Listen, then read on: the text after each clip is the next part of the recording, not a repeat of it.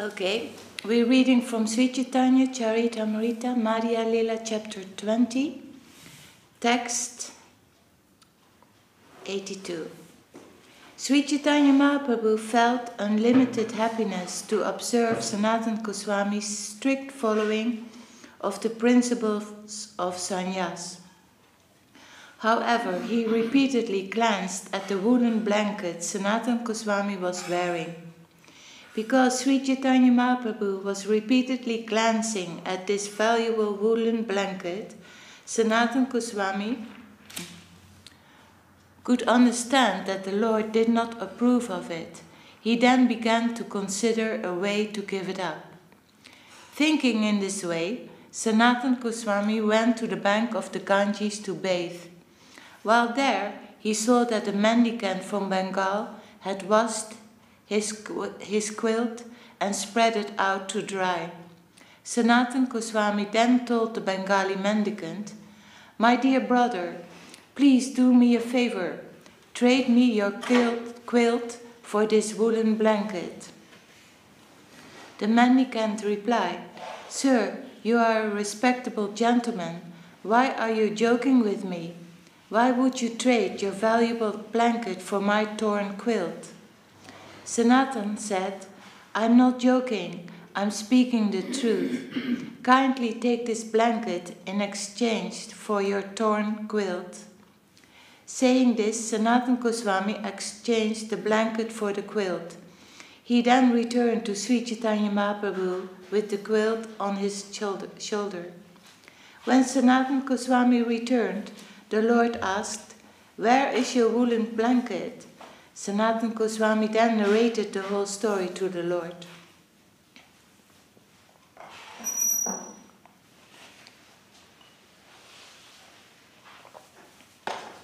Sri Chaitanya Mahaprabhu then said, "I have already deliberately considered this matter. Since Lord Krishna is very merciful, he has nullified your attachment for material things. Why should Krishna allow you to maintain a last bit of material attachment? After vanquishing a disease, a good physician does not allow any of the disease to remain. It is contradictory to practice Madhukari and at the same time wear a valuable blanket. One loses his spiritual strength by doing this, and one will also become an object of jokes."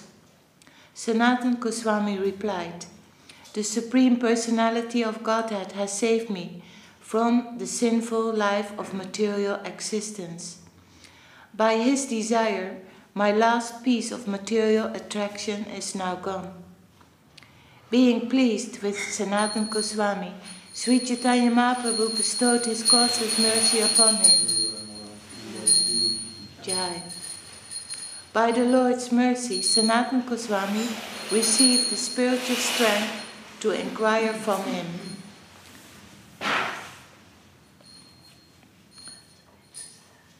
Formerly, Sri Chaitanya Mahaprabhu had asked Ramananda Roy spiritual questions, and by the Lord's causeless mercy, Ramananda Roy could properly reply. Now, by the Lord's mercy, Sanatana Goswami questioned the Lord, and Sri Chaitanya Mahaprabhu personally supplied the truth.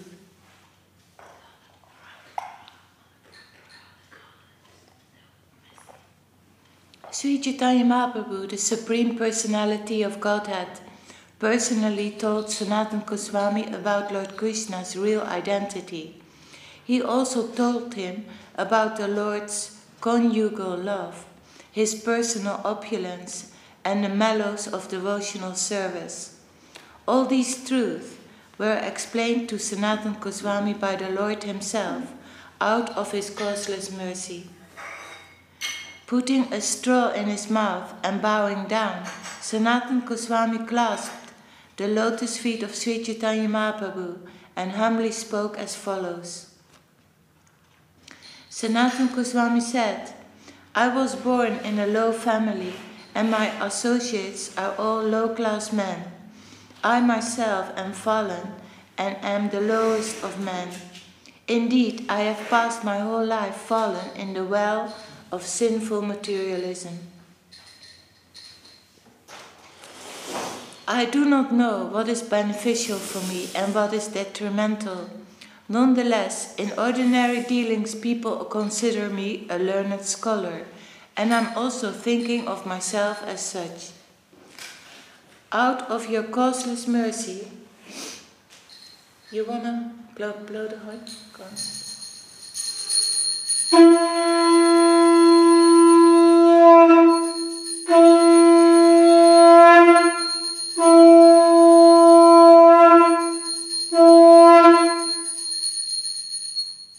Jai Sri Sri Guru Gauranga Radha Giridharaju Ki Jai. Out of your causeless mercy, you have delivered me from the materialistic path. Now, by the same causeless mercy, please tell me what my duty is. Who am I? Why do the threefold miseries always give me trouble? If I do not know this, how can I be benefited? Actually, I do not know how to inquire about the goal of life and the process for obtaining it. Being merciful upon me, please explain all these truths.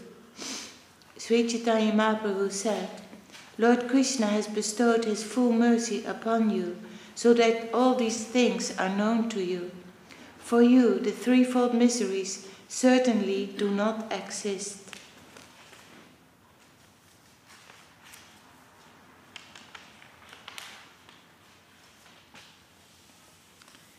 Since you possess Lord Krishna's potency, you certainly know these things.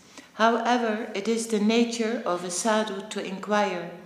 Although he knows these things, the sadhu inquires for the sake of strictness. Those who are eager to awaken their spiritual consciousness and who thus have unflinching, undeviated intelligence, to certainly attain the desired goal of life very soon. You are fit to propagate the cult of devotional service. Therefore, gradually hear all the truth about it from me. I shall tell you about them. It is the living entity's constitutional position to be an eternal servant of Krishna, because he is the marginal energy of Krishna and a manifestation simultaneously one with and different from the Lord. Like a molecular particle of sunshine or fire, Krishna has three varieties of energy. Just as the illumination of a fire, which is situated in one place, is spread all over, the energies of the Supreme Personality of Godhead, Paramatma, are spread all over this universe. Lord Krishna naturally has three energetic transformations, and these are known as the spiritual potency, the living entity potency, and the illusory potency. Originally, Krishna's energy is spiritual, and the energy known as the living entity is also spiritual. However, there is another energy, called illusion, which consists of fruitive activity. That is the Lord's third potency. All the creative energies, which are inconceivable to a common man, exist in the Supreme Absolute Truth. These inconceivable energies act in the process of creation, maintenance, and annihilation. O chief of the ascetics, just as there are two energies possessed by fire, namely heat and light, these inconceivable creative energies are the natural characteristics of the Absolute Truth. O King, the Ch.Ch Shakti is the living entity. Although he has the facility to live in either the material or the spiritual world, he suffers the threefold miseries of material existence because he is influenced by the avidya, nescience potency, which covers his constitutional position. This living entity, covered by the influence of nescience, exists in different forms in the material condition. O King, he is thus proportionately freed from the influence of the material energy to greater or lesser degrees. Besides these inferior energies, O mighty armed Arjuna, there is another superior energy of mine, which comprises the living entities who are exploiting the resources of this material inferior nature. Forgetting Krishna, the living entity has been attracted by the external feature from time immemorial. Therefore, the illusory energy, Maya, gives him all kinds of misery in his material existence. In the material condition, the living entity is sometimes raised to a higher planetary system and material prosperity, and sometimes drowned in a hellish situation. His state is exactly like that of a criminal whom a king punishes by submerging him in water and then raising him again from the water.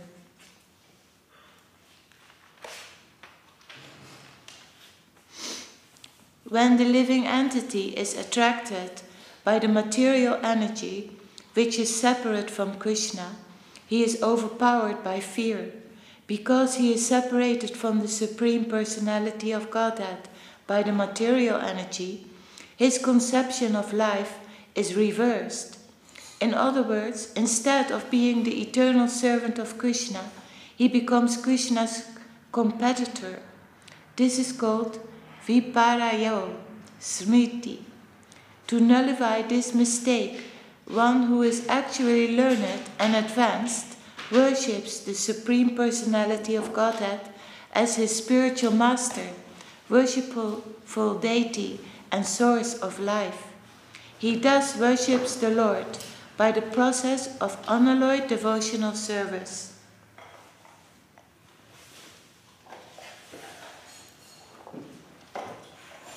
If the conditioned soul becomes Krishna conscious by the mercy of saintly persons who voluntarily preach scriptural injunctions and help him to become Krishna conscious, the conditioned soul is liberated from the clutches of Maya, who gives him up. This divine energy of mine, consisting of the three modes of material nature, is difficult to overcome, but those who have surrendered unto me can easily cross beyond it. The conditioned soul cannot revive his Krishna consciousness by his own effort, but out of causeless mercy, Lord Krishna compiled the Vedic literature and its supplements, the Puranas. The forgetful conditioned soul is educated by Krishna through the Vedic literatures, the realized spiritual master and the super soul. Through these, he can understand the Supreme Personality of Godhead as he is, and he can understand that Lord Krishna is his eternal master and deliverer from the clutches of Maya. In this way, one can acquire real knowledge of his conditioned life and can come to understand how to attain liberation. The Vedic literatures give information about the living entity's eternal relationship with Krishna, which is called Sambandha. The living entity's understanding of this relationship and his acting accordingly is called Abhideya. Returning home, back to Godhead, is the ultimate goal of life and is called devotional service or sense activity for the satisfaction of the Lord is called Abhideya. Because it can develop one's original love of Godhead, which is the goal of life. This goal is the living entity's topmost interest and greatest wealth. Thus one attains the platform of transcendental loving service unto the Lord. When one attains the transcendental bliss of an intimate relationship with Krishna, he renders service to him and tastes the mellows of Krishna consciousness. The following parable may be given. Once a learned astrologer came to the house of a poor man and seeing his distressed condition, questioned him.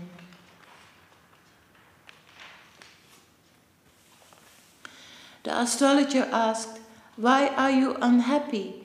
Your father was very wealthy, but he did not disclose his wealth to you because he died elsewhere." Just as the words of the astrologer Sarvajña gave news of the poor man's treasure, the Vedic literature advise one about Krishna consciousness when one is inquisitive to know why he is in a distressed material condition. By the words of the astrologer, the poor man's connection with the treasure was established. Similarly, the Vedic literature advises us that our real connection is with Sri Krishna, the Supreme Personality of Godhead. Although being assured of his father's treasure, the poor man cannot acquire this treasure by such knowledge alone. Therefore, the astrologer had to inform him of the means whereby he could actually find the treasure.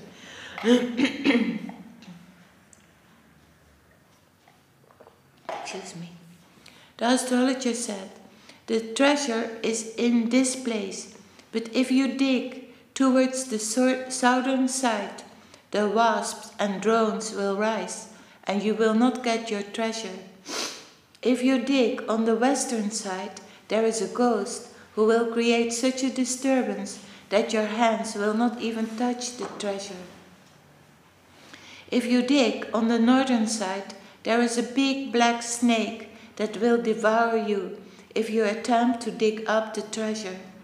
However, if you dig up a small quantity of dirt on the eastern side, your hands will immediately touch the pot of treasure." The revealed scriptures conclude that one should give up fruitive activities, speculative knowledge, and the mystic yoga system, and instead take to devotional service, by which Krishna can be fully satisfied. The Supreme Personality of Godhead Krishna said, "My dear Uddhava, neither through Ashtanga Yoga, the mystic yoga system to control the senses, nor through impersonal monism or an analytical study of the absolute truth, nor through study of the Vedas, nor through austerities, charity or acceptance of sannyas, can one satisfy me as much as by developing unalloyed devotional service unto me. Being very dear to the devotees and the sadhus, I am attained through unflinching faith and devotional service. This Bhakti Yoga system, which gradually increases an attachment for me, purifies even a human being born among dog-eaters.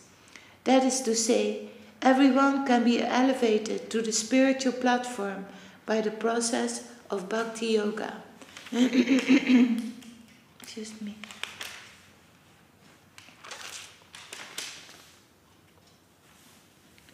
The conclusion is that devotional service is the only means for approaching the Supreme Personality of Godhead.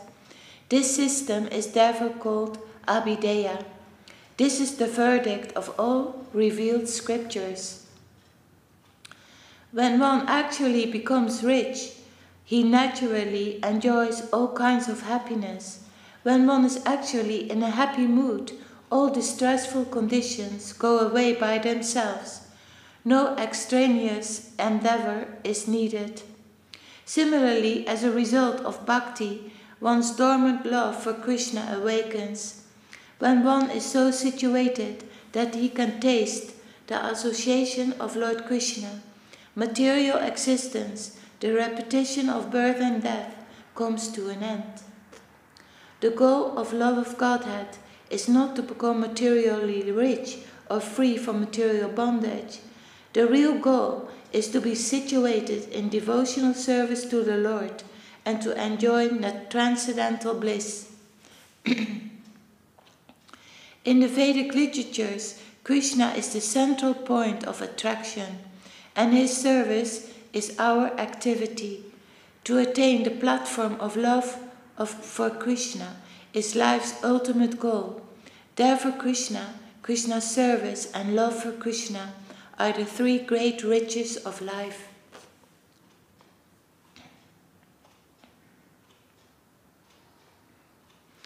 In all revealed scriptures, beginning with the Vedas, the central point of attraction is Krishna.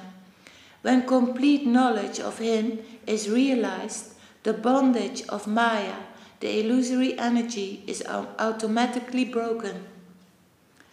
There are many types of Vedic literatures and supplementary Puranas. In each of them, there are particular demigods who are spoken of as the chief demigods. This is just to create an illusion for moving and non-moving living entities. Let them perpetually engage in such imaginations. However, when one analytically studies all these Vedic literatures collectively, he comes to the conclusion that Lord Vishnu is the one and only Supreme Personality of Godhead. When one accepts the Vedic literatures by interpretation or even by dictionary meaning, directly or indirectly, the ultimate declaration of Vedic knowledge points to Lord Krishna. Lord Krishna said, "What is the purpose of all Vedic literatures? On whom do they focus? Who is the object of all speculation? Outside of me, no one knows these things. Now you should know that all these activities are aimed at ordaining and setting forth me. The purpose of the Vedic literatures is to know me by different speculations, either by indirect understanding or by dictionary understanding. Everyone is speculating about me. The essence of all Vedic literatures is to distinguish me from Maya. By considering the illusory energy, one comes to the platform of understanding me. In this way, one becomes free from the speculation about the Vedas and comes to me as the conclusion. Thus one is satisfied." The transcendental form of Lord Krishna is unlimited and also has unlimited opulence. He possesses the internal potency, external potency, and marginal potency. The material and the spiritual world are transformations of Krishna's external and internal potency, respectively. Therefore, Krishna is the original source of both the material and the spiritual manifestations. The 10th canto of Srimad Bhagavatam reveals the 10th object, the Supreme Personality of Godhead, who is the shelter of all surrendered souls. He is known as Sri Krishna, and he is the ultimate source of all the universes. Let me offer my obeisances unto him. O Sanatan, please hear about the eternal form of Lord Krishna. He is the absolute truth, devoid of duality, but present in Vrindavan as the son of Nanda Maharaj.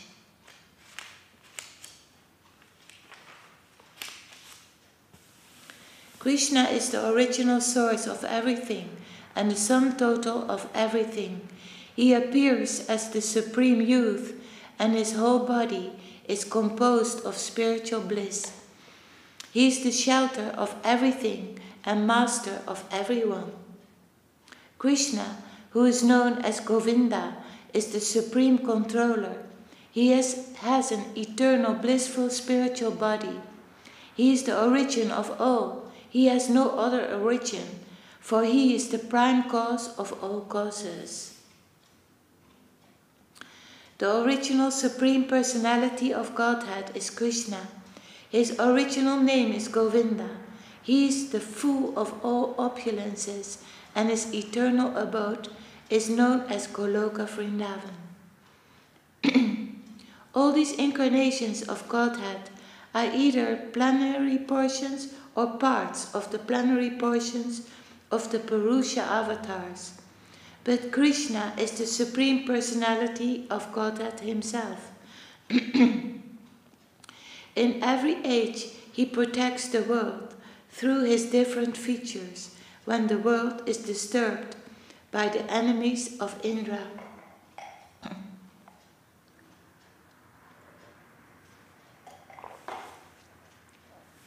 There are three kinds of spiritual processes for understanding the absolute truth.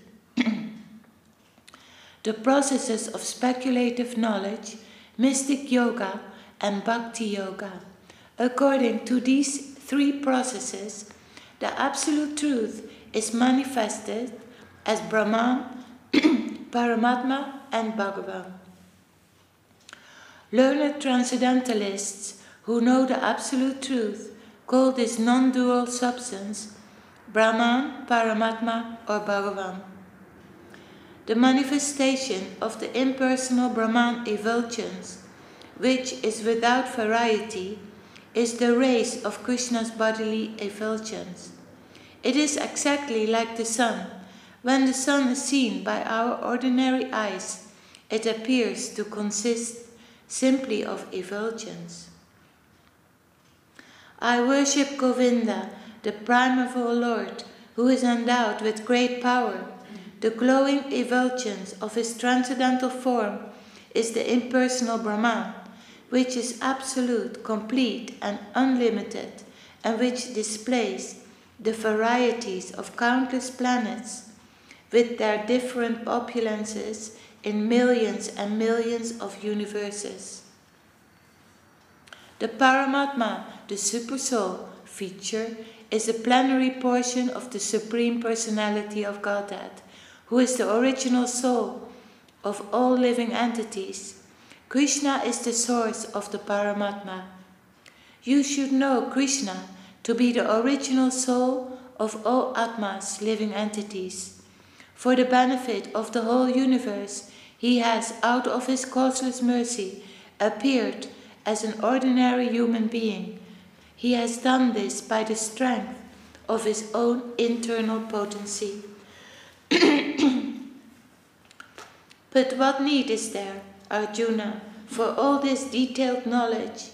With a single fragment of myself, I pervade and support this entire universe. Only by devotional activity can one understand the transcendental form of the Lord, which is perfect in all respects. Although his form is one, he can expand his form into unlimited numbers by his supreme will. The Supreme Personality of Godhead exists in three principal forms: Swayam Rupa, Tat Ekatma Rupa, and Avesha Rupa. The original form of Lord Swayam Rupa is exhibited in two forms, Swayam Rupa and Swayam Prakash. In his original form, as Swayam Rupa, Krishna is observed as a cowherd boy in Vrindavan. In his original form, Krishna manifests himself in two features, Prabhava and Vaibhava.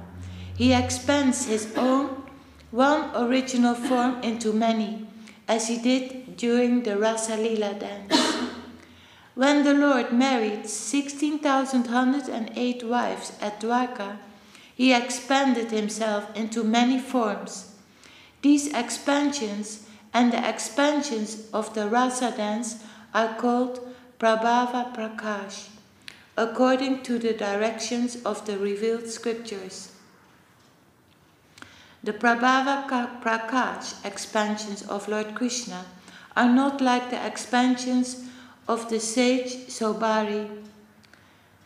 Had they been so, Narada would not have been astonished to see them. It is astounding that Lord Sri Krishna, who is one without a second, expanded himself in 16,000 similar forms to marry 16,000 queens in their respective homes. If one form or feature is differently manifested according to different emotional features, it is called Vaibhava Prakash. When the Lord expands himself in innumerable forms, there is no difference in the forms, but due to different features, bodily colors and weapons, the names are different. In different Vedic scriptures, there are prescribed rules and regulative principles for worshipping different forms. When one is purified by these rules and regulations, he worships you, the Supreme Personality of Godhead. Although manifested in many forms, you are one. Okay, shall we stop here? Then we read on tomorrow. Jai Sri Chaitanya Charitamrita ki Jai. Jai Srila Krishna Das Kaviraj Goswami Maharaj ki Jai. Jai Om Vishnupad Srila A.C. Bhaktivedanta Swami Prabhupada ki Jai.